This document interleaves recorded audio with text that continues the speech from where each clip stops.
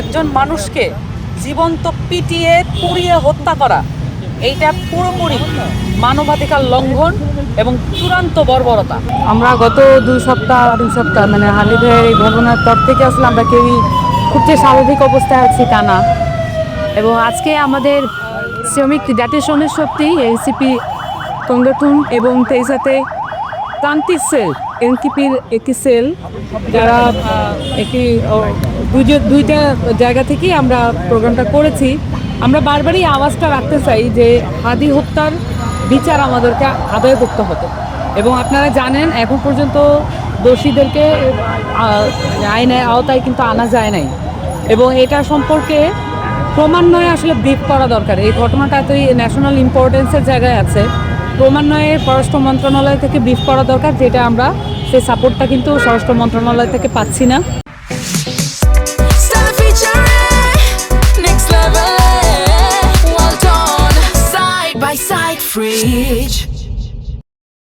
এবং একই সাথে পরবর্তীতে আরও 2টি ঘটনা ঘটেছে, যেটা নিয়ে আমাদের এনসিপির প্রান্তিক সেল সেই ঘটনাগুলোকে অ্যাড্রেস করেছে।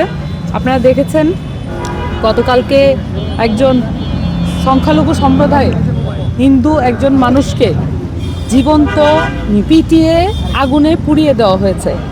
তার নাম দীপু চন্দ্র দাস, উনি পেশায় ছিলেন একজন গার্মেন্টস শ্রমিক।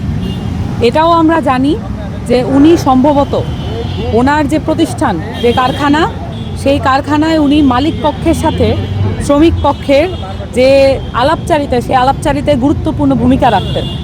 এবং সেইখানে একটা আলাপও ছিল যে শ্রমিকদের বেতন বৃদ্ধির একটা আলাপও কিন্তু ছিল এই মুহূর্তে চলমান।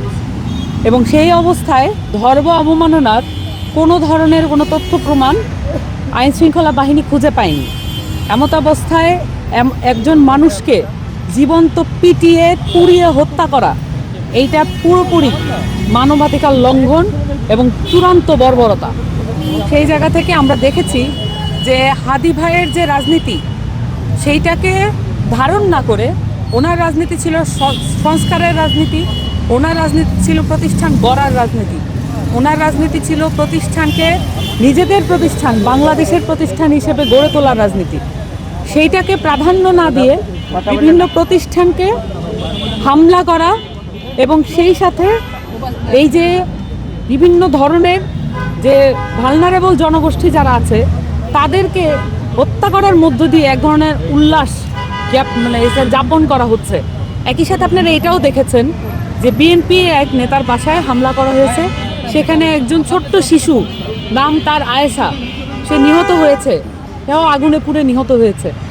এই আগুনে পুড়ে যাওয়া এই দৃশ্যগুলো আমাদেরকে আসলে বারবার বাংলাদেশের দিকে তাকাতে বাধ্য করে, বাংলাদেশটা কি এভাবেই পুড়ে যাচ্ছে কিনা।